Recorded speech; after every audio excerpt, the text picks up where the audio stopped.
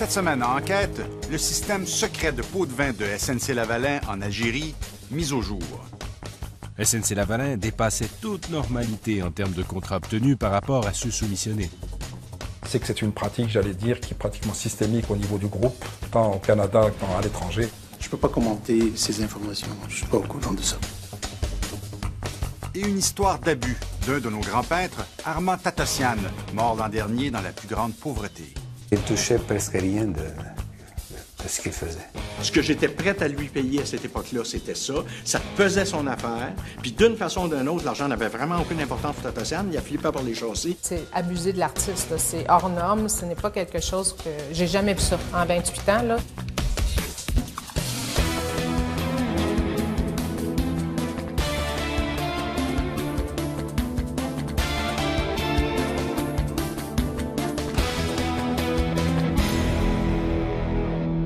Bienvenue à Enquête.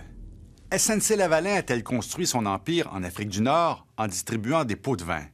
La question se pose après les révélations du printemps arabe en Libye et en Tunisie. Mais cette semaine, c'est l'Algérie qui est mise en cause, un pays où la grande firme d'ingénierie québécoise a obtenu pour plus de 4 milliards en contrats, dont un avec Simard Baudry, l'entreprise de Tony Accurso. Nous avons été une des rares équipes de télévision à être admise en Algérie, au grand mécontentement de SNC-Lavalin. Pouvoir militaire, argent et politique. Enquête au cœur du système secret mis en place par SNC-Lavalin dans le plus gros pays du Maghreb. Nous sommes en Algérie depuis moins de 24 heures. Direction, le siège social de SNC-Lavalin à Alger, la capitale. Mais les agents de sécurité nous empêchent de filmer.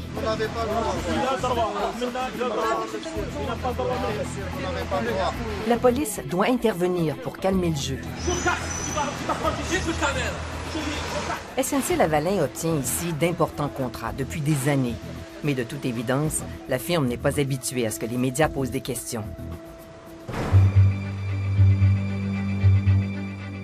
Moins d'une heure plus tard, la police nous interpelle, alors que nous filmons des images générales d'Alger. Ils nous amènent sous escorte au commissariat de police. C'est monnaie courante, répression, emprisonnement, arbitraire, licenciement. Ah non, c'est horrible ce que nous subissons depuis 15 ans. La police et les militaires sont partout. Ils surveillent, contrôlent et interviennent constamment. Le gouvernement algérien nous a pourtant accordé un des rares visas de presse, en sachant que nous venions enquêter sur les contrats de SNC-Lavalin. Presque chaque fois que nous sortirons notre caméra, il faudra affronter les autorités. Ça, c'est des pratiques propres à un régime, à un gouvernement autoritaire, répressif et policier, qui n'est pas un gouvernement démocratique. Bienvenue en Algérie.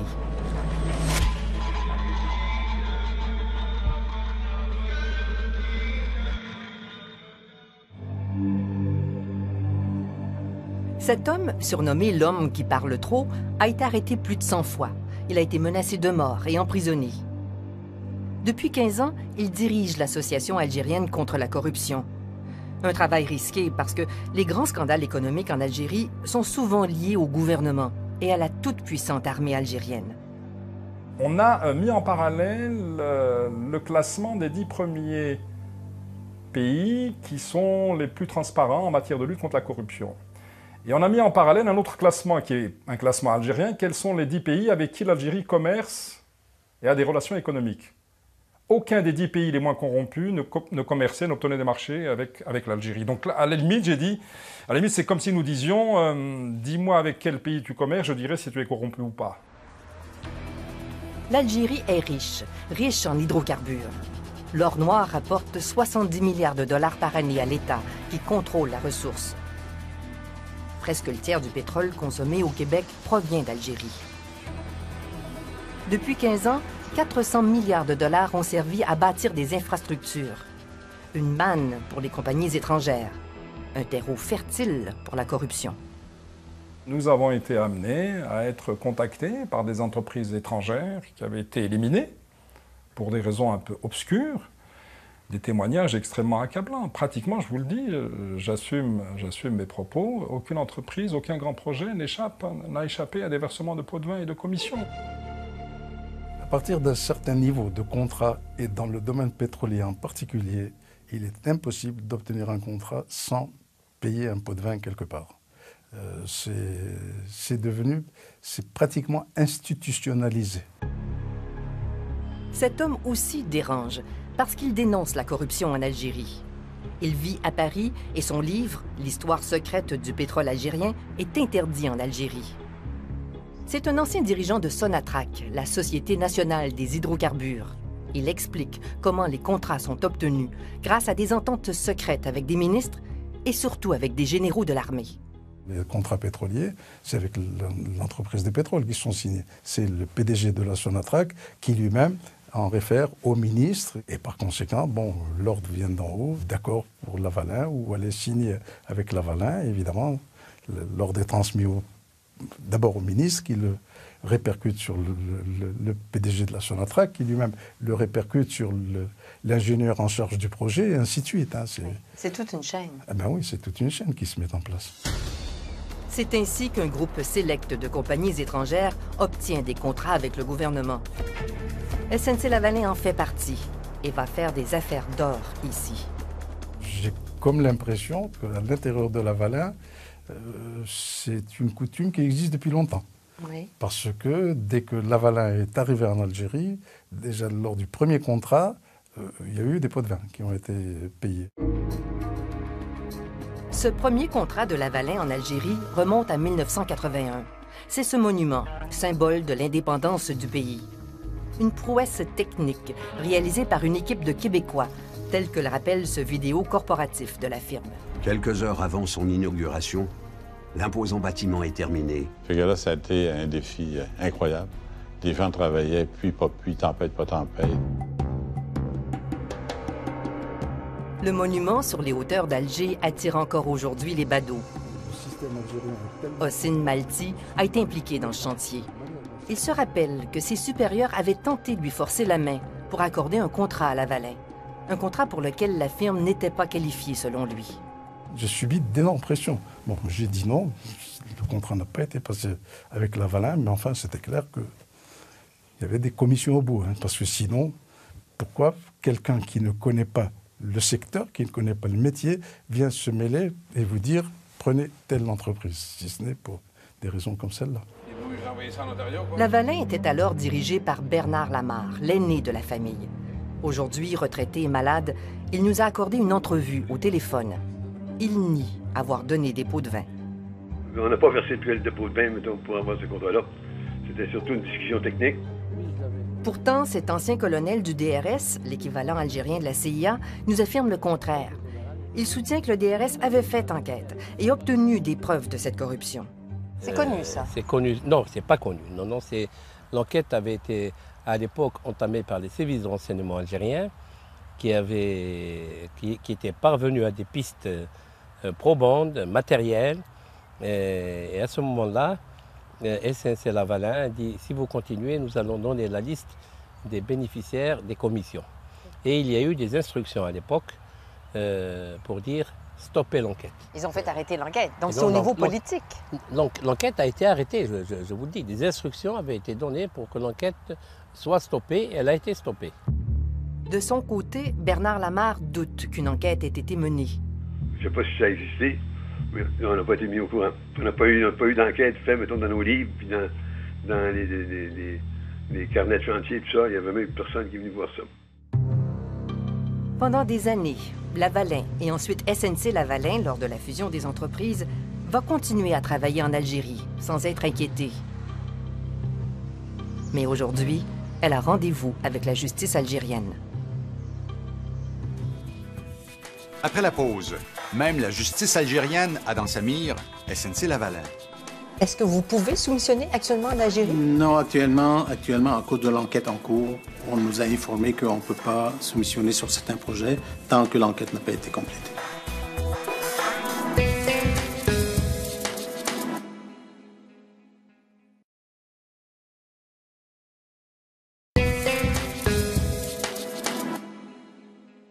Début des années 2000, le prix du pétrole explose. L'État algérien lance de grands chantiers. En 10 ans, SNC-Lavalin obtient pour 4 milliards de dollars en contrat, sous la supervision de Sami Bebaoui. Ici, au barrage de Taxept, Sami Bebaoui signe en 2005 un contrat de 750 millions de dollars. Il s'agit de construire une station de traitement des eaux et d'acheminer l'eau potable dans des tuyaux souterrains jusqu'à Alger, à 90 km.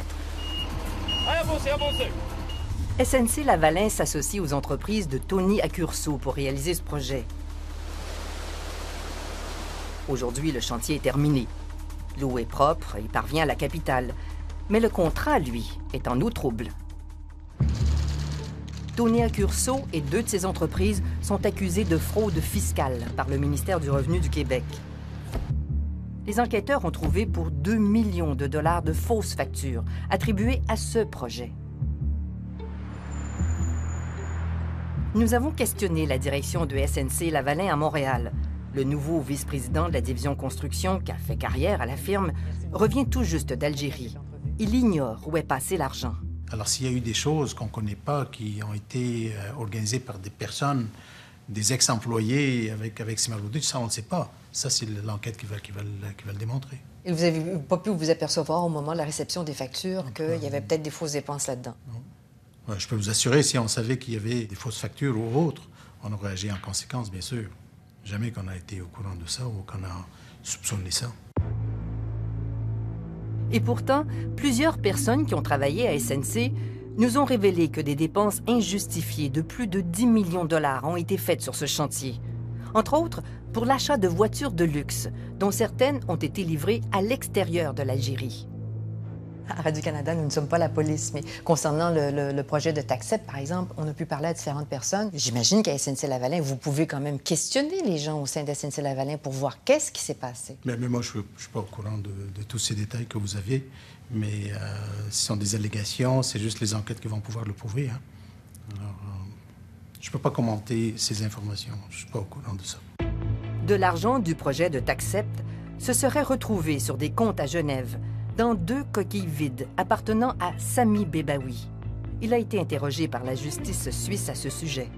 Et si on devait fouiller davantage, il est sûr qu'entre SNC-Lavalin et, j'allais dire, les entreprises algériennes qui ont signé des marchés, les grandes entreprises qui ont signé des marchés avec Algérie, il y a eu une faune d'intermédiaires de différents pays européens, du Moyen-Orient, qui ont joué les intermédiaires pour faire en sorte aussi qu'il y ait des versements des pots de vin. D'autres lucratifs contrats suivent. Centrale électrique au gaz, 1,3 milliard de dollars.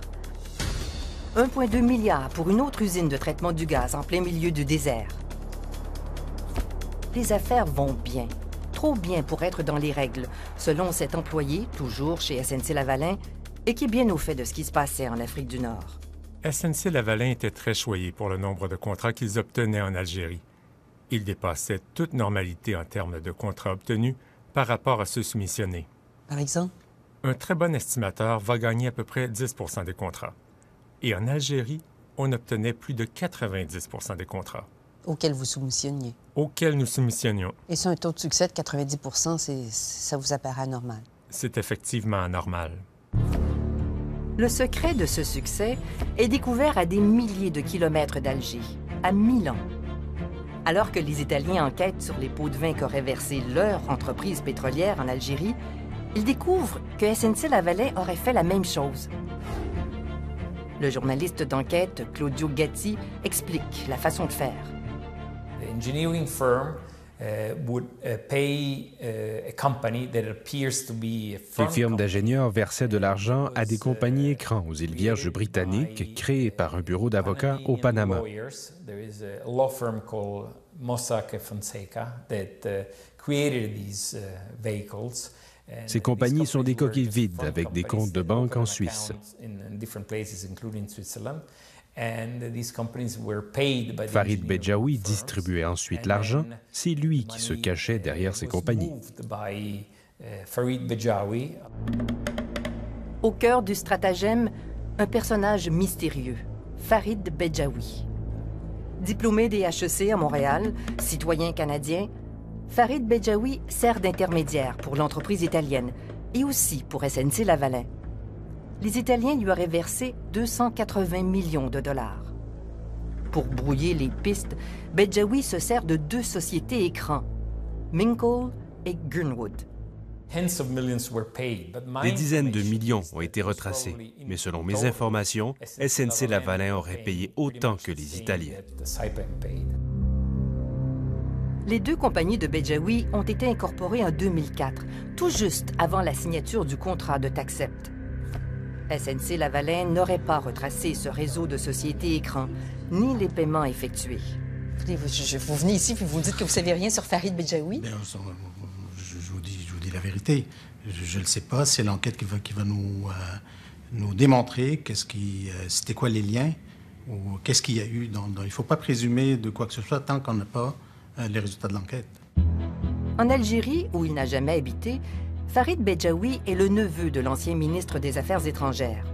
Et son véritable contact est le ministre de l'Énergie lui-même, pour qui il aurait collecté des pots de vin. Le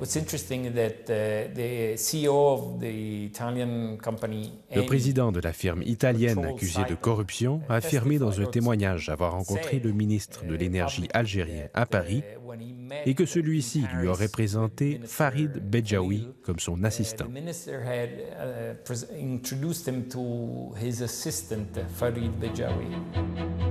Au Québec, des gens de SNC-Lavalin nous ont révélé avoir fait affaire avec Farid Bejawi, qui était surtout lié aux deux anciens vice-présidents. Nous le disons aux responsables de SNC-Lavalin, ce ne sont pas des actes isolés, ce ne sont pas le comportement d'un vice-président ou d'un responsable. C'est malheureusement, il faudrait faire le constat, ce sera très douloureux pour SNC-Lavalin si SNC-Lavalin va avoir un avenir et des perspectives. C'est que c'est une pratique, j'allais dire, qui est pratiquement systémique au niveau du groupe, tant au Canada qu'à l'étranger. 3 fois, un groupe d'employés a écrit des lettres anonymes à la haute direction à Montréal pour dénoncer les pratiques douteuses qui auraient encore cours au sein de la firme en Algérie. En vain. Le nom de Farid Bejawi était mentionné. Les employés locaux nous ont contactés secrètement pour nous en parler. Il me semble que moi, en entrant en Algérie, j'aurais aimé ça rencontrer les employés et me dire, écoutez, qu'est-ce que vous savez de ce gars-là? Qu'est-ce qu'on a fait avec lui? Qu'est-ce qu'on a signé avec lui? Mais on le fait. Je vous l'ai mentionné, on le fait. Et vous posez des questions? Qui a fait affaire avec Farid Bejawi? Qu'est-ce qu'on sait de lui? Les employés sont libres de s'exprimer. Ils sont libres de venir me rencontrer quand ils veulent. Ma porte est toujours ouverte. En Algérie, il n'y a personne qui m'a parlé de M. Bejawi. L'enquête italienne force la main à la justice algérienne. 4 jours avant notre passage, le DRS avait perquisitionné au siège social de SNC-Lavalin à Alger. On a fouillé, on a regardé, on a essayé de savoir aussi. Hein. On a fait tout ça, là. Mais notre capacité de savoir est limitée quand même. C'est pour ça qu'on compte beaucoup sur les autorités, soit algériennes ou canadiennes, pour connaître la vérité. L'Algérie enquête sur 7 centrales qui produisent de l'électricité à partir du gaz. SNC-Lavalin aurait profité d'avantages qui font sourciller. Terrain à rabais, exemption d'impôts et surtout, le gaz lui est fourni gratuitement. L'Algérie s'est même engagée à lui acheter sa production, toute sa production, pendant 20 ans. Cela enrage ce cadre de la Société algérienne d'électricité qui doit fermer 2 de ses propres centrales pour cause de surproduction. Vous prenez tout ce que je peux produire. Et même si vous ne le prenez pas, vous le payez. Ça ressemble un petit peu si jamais, par exemple, McDonald's s'installe, il vient chez vous au Canada, sûrement il existe, il vient chez vous, il vous dit, bon, vous arrêtez, vous ne mangez plus vos sandwichs, vous devriez manger tout ce que je peux produire en hamburger. Ça veut dire que c'est la même chose. On arrête nos centrales, c'est nos sandwichs, on arrête, et on doit manger que la production, les hamburgers que SNC-Lavalin nous produit. L'affaire SNC-Lavalin est hautement médiatisée et met les gouvernements algériens et canadiens dans l'embarras. Lors d'une visite récente en Algérie, le ministre canadien des Affaires étrangères a publiquement pris ses distances avec SNC-Lavalin. Le Canada joue gros en Algérie. Je pense que si les enquêtes en cours ne sont pas suivies de résultats, l'avenir économique, et je peux dire même politique et diplomatique du Canada avec l'Algérie est compromis. Est-ce que vous pouvez soumissionner actuellement en Algérie? Non, actuellement, à cause de l'enquête en cours, on nous a informé qu'on ne peut pas soumissionner sur certains projets tant que l'enquête n'a pas été complétée. La justice italienne a lancé un mandat international contre le ministre algérien de l'Énergie. Il a quitté l'Algérie en douce et vit ici, à Washington. Farid Bedjaoui, l'intermédiaire canadien, s'est réfugié dans son palace à Dubaï. Il possède aussi un bateau de 25 millions de dollars dans cette marina. Un mandat d'arrêt international pèse aussi contre lui. Sami Bebaoui, l'ancien vice-président de SNC-Lavalin, vit lui aussi à Dubaï, à quelques centaines de mètres de là. Son avocat craint pour sa liberté s'il revient au Canada. J'attends du gouvernement canadien, de la justice canadienne, de la police judiciaire canadienne, à ce qu'ils puissent réellement tourner cette page. Ça ne peut plus continuer comme ça, ce pillage en règle. La GRC a saisi plusieurs immeubles appartenant à Sami Bebaoui et ses enfants. Elle soupçonne qu'une partie de l'argent sale a été recyclée à Montréal. Aucune accusation n'a encore été portée. L'opinion publique algérienne met tous ses espoirs dans la justice canadienne. Les Algériens disent de toute manière, du côté du Canada, l'enquête ne se terminera pas comme ça. SNC-Lavalin opère encore des installations en Algérie, mais aucun nouveau contrat n'amène de l'eau au moulin. Et nous, notre politique maintenant, c'est si ça prend des pots de vin, on préfère ne pas faire le contrat. C'est aussi simple que ça. Il y en a qui vont dire SNC-Lavalin ne gagnera jamais aucune soumission et ça sera d'autres entreprises étrangères qui vont On ira travailler ailleurs. Qu'est-ce que vous voulez? Si on ne paiera pas ce prix-là pour gagner un contrat, on préfère perdre un contrat plutôt que payer quelqu'un pour l'avoir. Il y a plus de 30 ans, l'Algérie a donné à SNC-Lavalin sa première chance internationale. Le paradoxe, c'est qu'aujourd'hui, ce pays pourrait lui porter le coup le plus dur.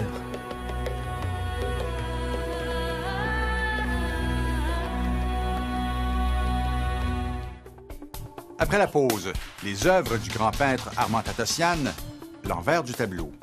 Cet agent-là lui a fait beaucoup de promesses. Il a dit qu'il va lui faire beaucoup d'expositions, qu'il va être très fameux.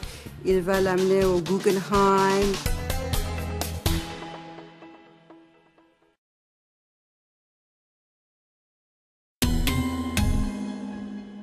Comment un grand peintre comme le Canadien Armand Tatossian, décédé l'an dernier, s'est-il retrouvé sans le sou à la fin de sa vie, alors que son agent, le marchand d'art Pierre-Antoine Tremblay, semblait rouler sur l'or?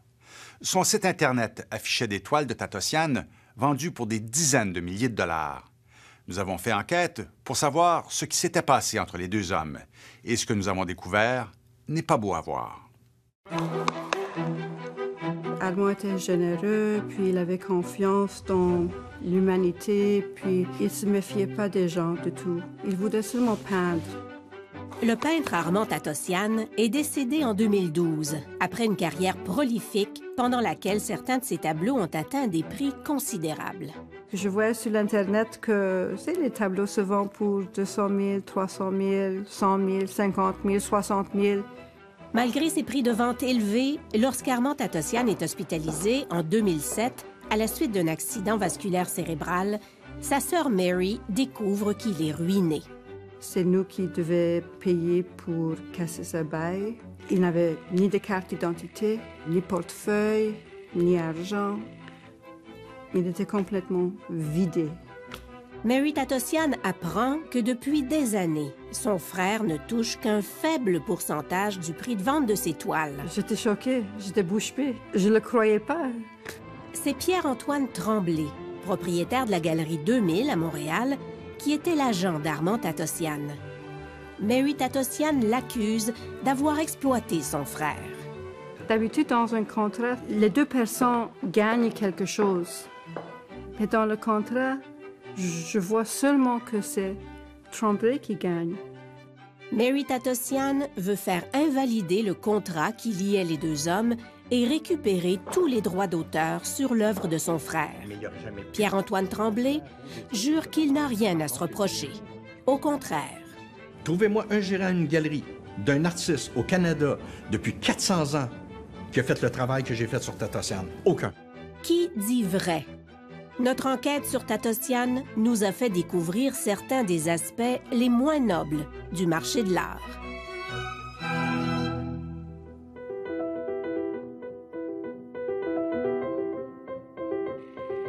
Armand Tatossian était un peintre canadien d'origine arménienne. Il a connu un début de carrière fulgurant. Il exposait tout partout dans le monde. Il voyageait souvent. Il allait en Europe, aux États-Unis, à New York, tout partout le Canada. Au début des années 70, c'est le galeriste montréalais Bernard Desroches qui s'occupe de la carrière d'Armand Tatossian. Sa nièce, Brigitte Desroches, qui est aujourd'hui propriétaire d'une galerie d'art, se souvient des débuts du peintre. Armand était comme une vedette. Il était très jeune, plein de talent, surdoué. Armand Tatossian a 17 ans quand il fait sa première exposition solo à New York. Un critique d'art compare son talent à celui de Van Gogh et de Monet. À 22 ans, Armand Tatossian devient le plus jeune peintre admis au sein de l'Académie royale des arts du Canada. Le fait que Tatossian ait été nommé à l'Académie à cette époque-là, un peintre si jeune, prouve aussi qu'il était un grand peintre en devenir. Pendant les 20 ans de son association avec Bernard Desroches, Armand Tatossian gagne très bien sa vie. Il touche environ 50% du prix de vente de ses œuvres. Mais les deux hommes se brouillent et, en 2001, Armand Tatossian signe un premier contrat d'exclusivité avec le marchand d'art Pierre-Antoine Tremblay. La réputation de l'homme n'est pourtant pas sans tache. Depuis 20 ans, il a été mêlé à plus de 160 poursuites civiles. Il vient de fermer sa galerie d'art, Mayfair, et de faire une faillite personnelle. Tatossian est au courant, mais décide de faire le saut quand même. Cet agent-là lui a fait beaucoup de promesses. Il a dit qu'il va lui faire beaucoup d'expositions, qu'il va être très fameux. Il va l'amener au Guggenheim et tout autour du monde. Il allait être dans les musées. On est en novembre 2001. Les attentats du World Trade Center viennent de se produire et les deux hommes ont un grand projet d'exposition sur New York. Dans ce vidéo tourné à l'époque, Pierre-Antoine Tremblay prévoit une tournée internationale. And the exhibition is going to go around the world in all museums as far as we can go, as many museums as we can get. I think it's a breaking point in my career. Quand le contrat a été signé, tout le monde pensait que Armand, oui, il mettait tous ses œuvres dans un panier, mais c'était le panier qui le sortait dans le monde international de l'art. C'est le deuxième tableau, le nu, est le deuxième tableau que j'ai acheté. Dragoche était l'ami et le principal collectionneur des œuvres d'Armand Tatossian pendant plusieurs années. Comme ça, j'ai connu Armand. Sa maison est un véritable musée. Pour une période, on s'est rencontrés presque chaque jour. Je travaillais juste à côté de sa maison. Je voyais tout ce qu'il faisait. Il y avait des tableaux magnifiques. C'est en 2004, avec une exposition intitulée « Les géants de Montréal », qu'Armand Tatossian atteint l'un des sommets de sa carrière. À l'époque, personne ne se doute qu'il ne touche qu'un très faible pourcentage du prix de vente suggéré de ses toiles. Je pensais qu'il touchait le bon montant. Je n'ai jamais pensé qu'il touchait presque rien de ce qu'il faisait. On pensait qu'Armand gagnait beaucoup d'argent, puis qu'il gaspillait.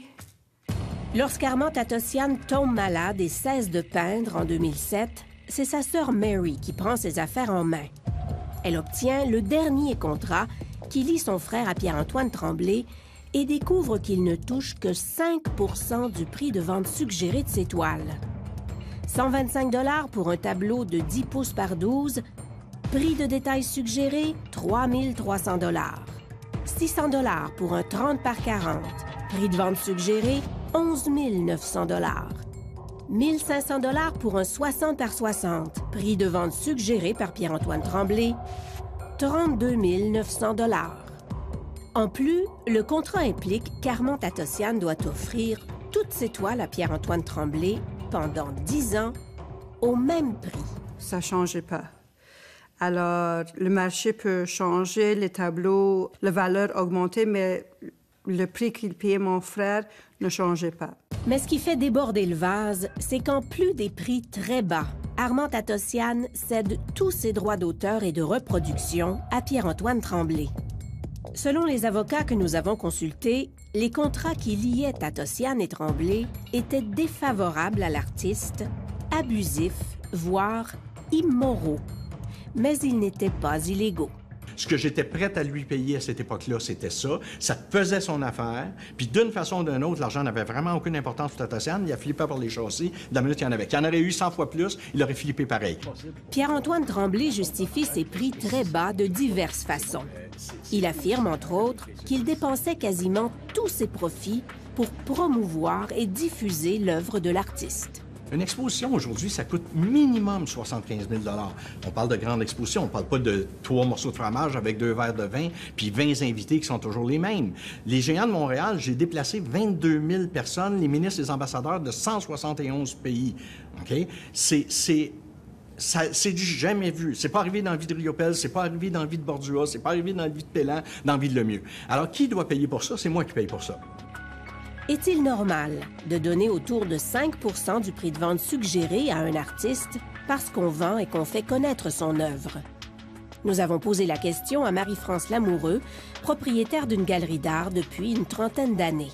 C'est très, très bas, là. C'est même très, très bas parce que habituellement, quand un agent achète toute la production d'un artiste d'avance, tout ce qu'il va peindre dans l'année courante, les chiffres se situent entre 20 et 38 % du prix de détail de l'œuvre. En bas de ça, c'est abusé de l'artiste. C'est hors norme. Ce n'est pas quelque chose que... J'ai jamais vu ça. En 28 ans, là, c'est hors norme. L'autre argument de Pierre-Antoine Tremblay, c'est qu'Armand Tatossian était en déclin lorsqu'il est devenu son agent. Tatossian est complètement désuet. Personne n'en veut. Allez voir les prix des enchères à cette époque-là, puis vous allez voir que je le paye plus cher que le prix des enchères. Alors, s'il veut vendre ses tableaux, il va être obligé de passer par les enchères parce qu'il n'y a plus personne qui en veut de Tatossian. Les recherches effectuées par la galeriste Marie-France Lamoureux démontrent plutôt le contraire. Monsieur Tatossian n'était pas désuet en 98, 2000, 2001. Monsieur Tatossian s'est toujours bien vendu et il a commencé à briser ses propres records au niveau de la vente dans les années 98. Là, il y a eu un pic à ce moment-là qui s'est fait. Ensuite de ça, il y en a eu un autre en début 2001. Envers et contre tout, Pierre-Antoine Tremblay maintient qu'il payait le juste prix. Aujourd'hui, je fais de l'argent avec Tatossian, mais à cette époque-là, j'en faisais pas. J'en faisais pas plus que Tatossian. Pierre-Antoine Tremblay estime que de 2001 à 2007, Galerie 2000 et lui-même ont fait un profit d'environ 1 million de $ sur l'œuvre de Tatossian. Selon notre évaluation, malgré des dépenses de promotion importantes, le profit aurait plutôt été d'au minimum 6 millions de $. Tatossian, quant à lui, aurait fait un profit après dépenses d'environ 400 000 $. C'est 15 fois moins d'argent pour l'artiste que pour l'agent. Après la pause, des pratiques douteuses qui nuisent encore aujourd'hui à la valeur des œuvres de Tatossian. Le téléphone sonne, c'est Armand Tatossian. Et il dit « Je suis allé à Québec, puis les tableaux que tu as vendus à Perrault, je viens de les déclarer faux. »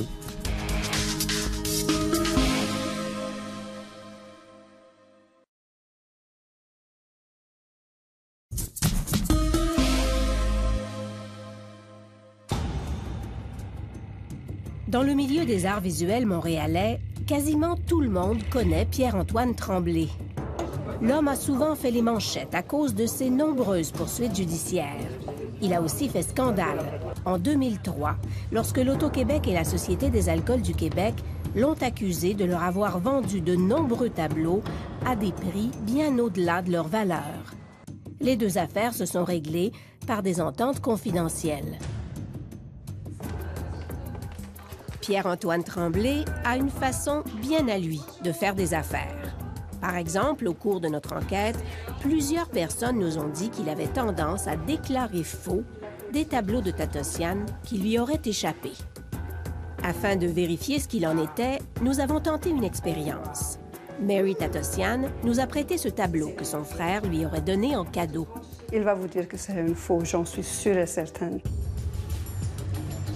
Incognito, nous nous sommes rendus à la Galerie 2000, propriété de Pierre-Antoine Tremblay. Bonjour. Pour lui montrer le tableau.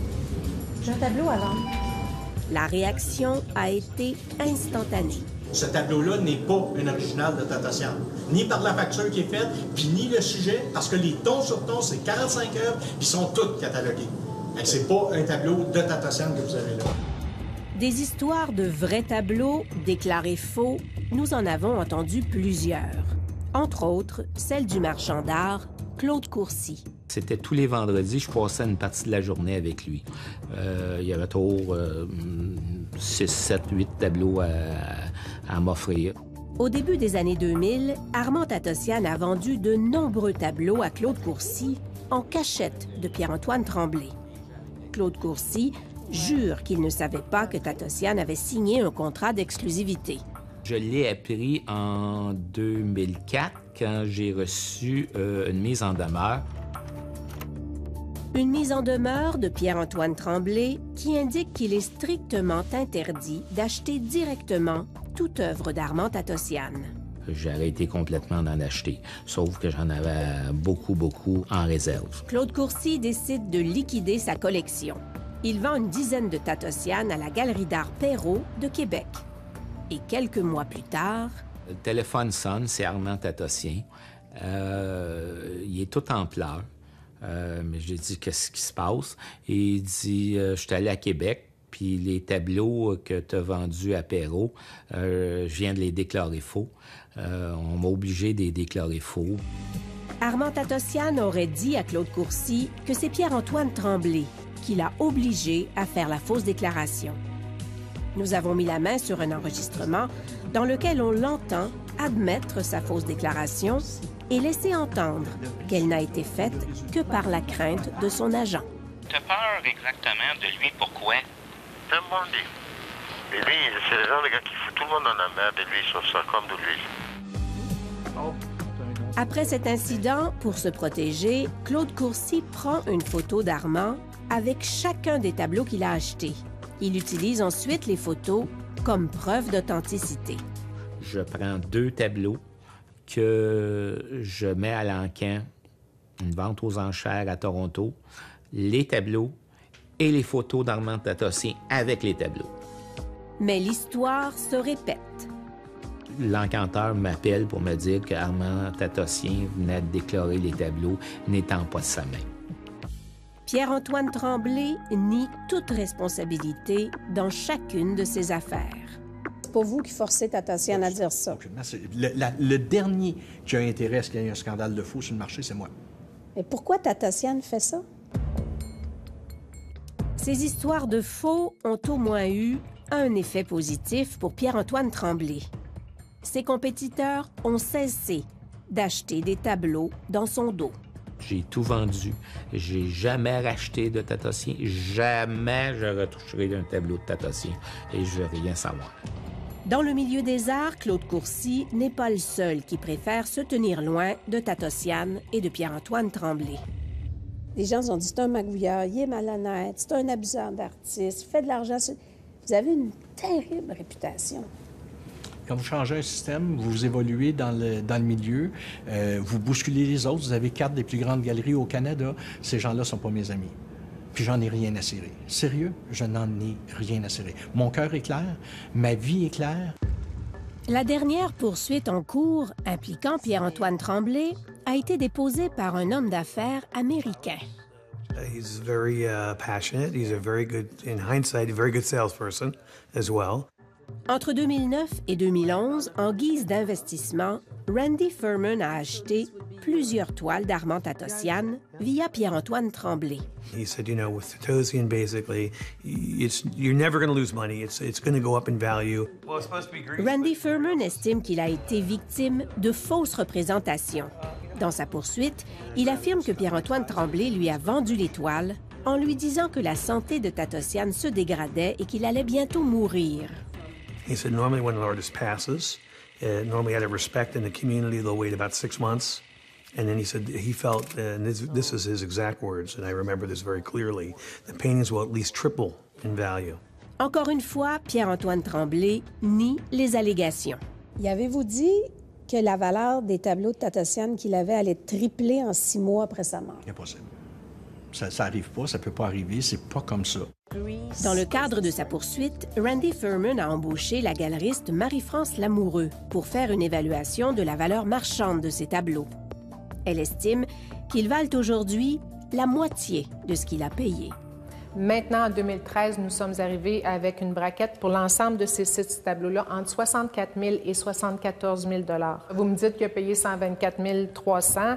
Alors oui, c'est à peu près 50 là, de la valeur que lui aurait payée à ce moment-là. Il semblerait que les allégations de prix gonflés, les rumeurs de faux et les tensions entre Pierre-Antoine Tremblay et la famille d'Armand Tatossian ont fait chuter la cote de l'artiste depuis quelques années. Les collectionneurs ont commencé à être un peu frileux, à moins croire. Alors, ça a fait chuter les prix, ça a fait chuter les demandes et c'est très dommage parce que ça n'enlève pas la qualité des œuvres de M. Tatossian. Comment une personne comme ça peut avoir 3 galeries avec cette sorte d'éthique? N'importe qui peut ouvrir une galerie d'art. Aucune formation n'est obligatoire, aucun code d'éthique ne s'applique. Pour pallier cela, le regroupement des artistes en art visuel et l'Association des galeries d'art contemporain du Québec viennent tout juste de publier un contrat type et un guide des meilleures pratiques qui devrait mieux baliser à l'avenir les relations entre galeristes et artistes. De son côté, Pierre-Antoine Tremblay persiste et signe. Qu'est-ce que vous répondez aux détracteurs? L'accumulation fait une réputation. Par contre, si j'avais rien fait dans la vie, personne ne parlerait de moi. Il y a fort à parier que nous n'avons pas fini d'entendre parler de Pierre-Antoine Tremblay. J'écris ma vie au complet. Je veux approcher Fabienne Larouche pour faire une mini-série à la télévision pour vraiment que les gens comprennent qui je suis, parce que je ne peux pas être le gars qui a autant fait pour le milieu de l'art, puis de passer pour le pas bon du milieu de l'art.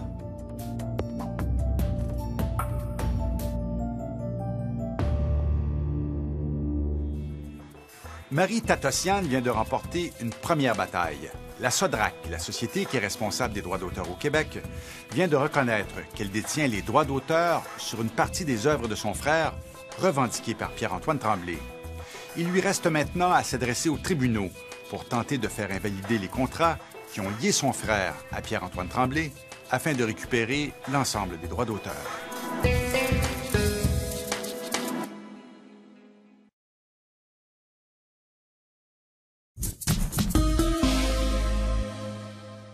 Un mot en terminant sur l'impact des reportages dont ici enquête la semaine dernière sur l'effondrement d'une usine de textile au Bangladesh. La compagnie Loblaw vient de confirmer qu'elle versera des compensations aux proches et aux victimes de l'effondrement.